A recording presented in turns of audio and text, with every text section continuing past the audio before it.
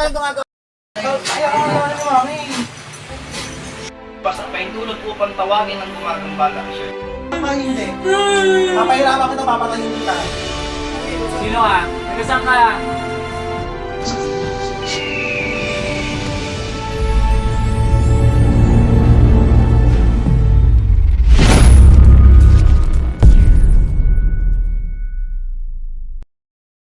O dakilang Diyos Ama, Peno si Kristo, ako po yung Misayang Basbas at Paintulot. Naway sa mga oras na ito, sa mga sandaling ito, gamitin niyo po akong instrumento para po sa kapatid namin na si Ann Pacheco upang siya po ay magkaroon ng kagalingan at kagaanan sa kanyang sarili at magkaroon po ng kaginhawaan sa buhay. Sa pamagitan po yung paggamit niyo po sa akin, Panginoon, maraming salamat po. Sator Arepo Tent Operatas, kung sino man gumagambala sa taong ito, ay tinutusan kita na umalis ka sa mga oras na ito in Jesus name. Puh! Sige po, gamitin nyo po dalawang kamay nyo po, ipagpag nyo po, alisin nyo po ang mga sige po, lahat po. Parang may hinihimas po kayo na inaalis po sa katawan nyo. Alisin nyo po, pikit lang po kayo, pikit lang po. Sige po, kung saan po yung may mabigat kayo po naramdaman sa katawan nyo po, parang kinukuha nyo po, tapos tinatapon nyo. Sige po. Sator Arepo Tenet Operatas, kung sino man na gumagambala sa taong ito, mag-usap tayo sa espiritual ng Diyos, Diyos na lahat, Diyos na kinakatlutan sa impyerno. Ama tami, limo tami, kontra vistam, in Diyos name. Pasok. Puh! Sige, alisin mo lahat ng inilagay mo dyan. Naintindihan mo ako? Ha? Alisin mo lahat ng inilagay mo, ha? O bakit mo ginagambala yung taong yan? Anong kailangan mo sa kanya? Ha? Anong kailangan mo sa kanya? Ba't mo ginagambala yan? Alisin mo lahat ng ilagay mo dyan. Naintindihan mo ako? Ha? Sagot. Alisin mo lahat ng nilagay mo. Sige, baklasin mo lahat ng nilagay mo dyan. Inutusan kita sa pangalan ng Panginoong Kristo na buhay. Alisin mo lahat ng nilagay mo dyan. Puh! Tanggalin mo lahat.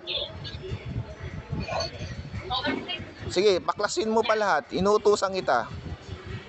Sa lahat mo na mabuting gabay ko nandito ngayon, mga kapatid, pakiparusahan nyo po ang mga elemento o mangkukulam kung sino mang gumagambala sa taong iyan. Parusahan nyo po ngayon din.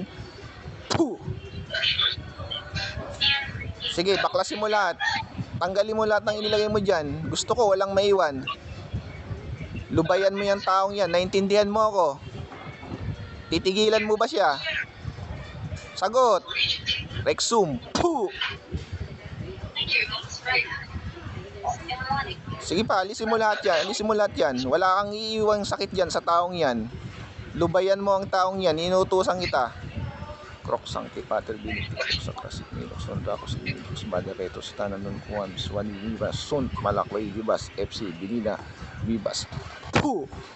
Sige, lahat yan. Alisin mo yan. Lahat ng ikinarga mo dyan. Wala kang iiwan ng sakit dyan. Kung ano yung ginagawa mo sa kanyang sumpa, putulin mo yung sumpa nilagay mo sa taong yan. Alam ko nilagyan mo na sumpa yan, kung bakit bumigat ang pamumuhay niyan. Putulin mo yung sumpa nilagay mo dyan. Inutusan kita sa pangalan ng Panginoong Kristo. Inutusan kita ngayon din na putulin mo ang sumpang nilagay sa taong yan at alisin mo lahat ng sakit nilagay sa kanya. In Jesus name. Puh!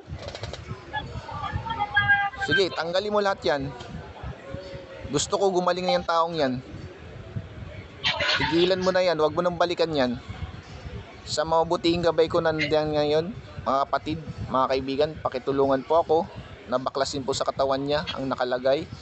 At kung sino man ang gumagambala sa kanya, kayo na pong bahalang pumarusa sa kanila. Maraming salamat po. Sige pa, tuloy mo yan, tanggalin mo lahat yan. Shaddai Adonai Taliyom Chon.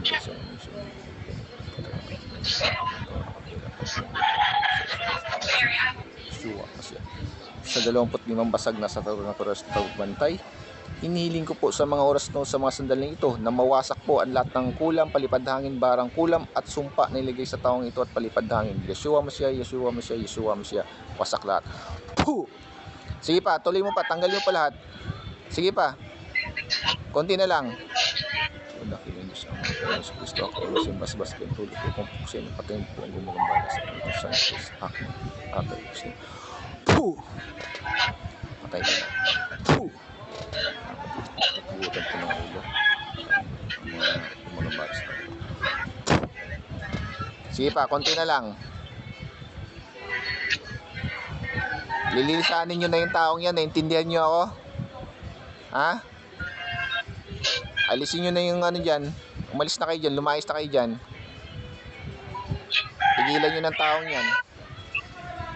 Kung may takot kayo sa Panginoon, tigilan nyo ng ginagawa nyo. Kayong sumusunod na elemento, umalis na kayo dyan. Papugutan kayo ng ulo dyan. Inuutosan ko kayo lahat. Umalis na kayo sa bahay na yan. Tigilan nyo ng taong yan. Putulin yung sumpa na ilagay nyo sa taong yan. Kaya bumigat ang pamumuhay niyan eh. Puh!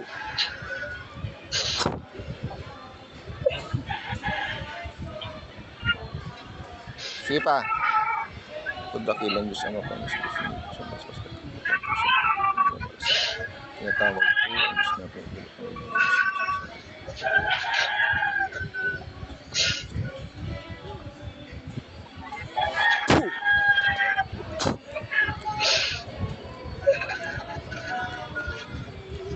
Sige po, pag alam nyo po na gumana po pakiramdam nyo, pwede na pong imulat yung mata nyo.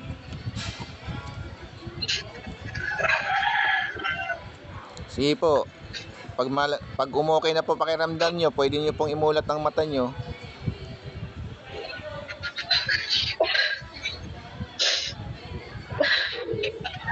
Sige po, pikit po ulit mula. Pikit lang po ulit. Pikit lang po Ngayon po, may nararamdaman po ba kayo? Nandyan po yung mga gabay ko. Naramdaman nyo po ba sila? Concentrate lang po kayo. Wala na po. Parang maramdaman nyo po yan. Parang malamig, kilabot, mainit. Parang gano'n po maramdaman nyo. May inaalis lang po sa katawan nyo. May naramdaman po ba kayo? Ano pong naramdaman nyo? Malamig po. Ayan po, may inaalis lang. Malamig po. Sige po, may inaalis lang po sa katawan nyo ha. Sandali lang po. Sa mga oras na ito, sa inyo pong isipan, humingi po kayo ng kapatawaran sa ating Panginoon. Napatawarin kayo sa mga kasalanan na nagawa nyo at ipagkaloob nyo ang kagalingan nyo. Humiling din po kayo na ipagkaloob ang kagalingan nyo sa mga oras na ito at maputol po ang sumpa na nilagay sa inyo. May sumpa pong nilagay sa inyo. Sige po. Sige po, may tinatanggal lang po ang mga gabay ko dyan ha. Magdasal lang po kayo. Sige po. Pag okay na po, pwede nyo na pong imulat ang inyong mga mata.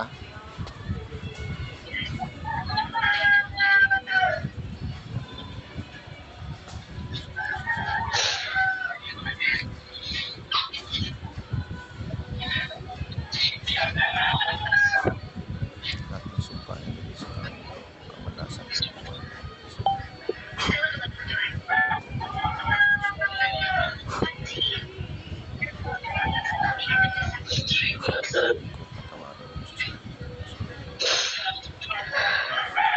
Ngayon po, yung tubig po, inumin nyo po ngayon. Inumin nyo po yung tubig na nasa baso po. Sige po, inumin nyo po, ubusin nyo po.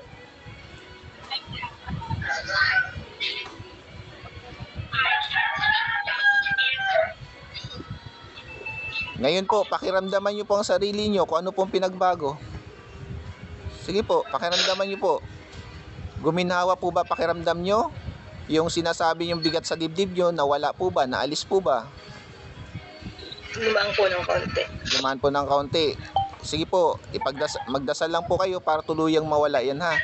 Kasi may nakikita ko po sa inyo, stress po kayo masyado. Huwag po kayo masyadong mag-isip ha. Pero yung sa dibdib nyo po na sinasabi nyo, nawala po ba? Nawala po.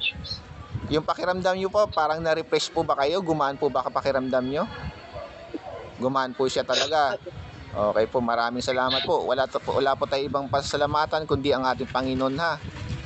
Kung ano may nagawa natin kasalanan, magingitay kapatawaran sa Kanya, magbalik loob po tayo sa Kanya ha. Kayo rin po ang magpapatunay sa sarili nyo na gumaling po kayo at gumaan po ang pakiramdam nyo at gumaan po ang pamumuhay nyo ha.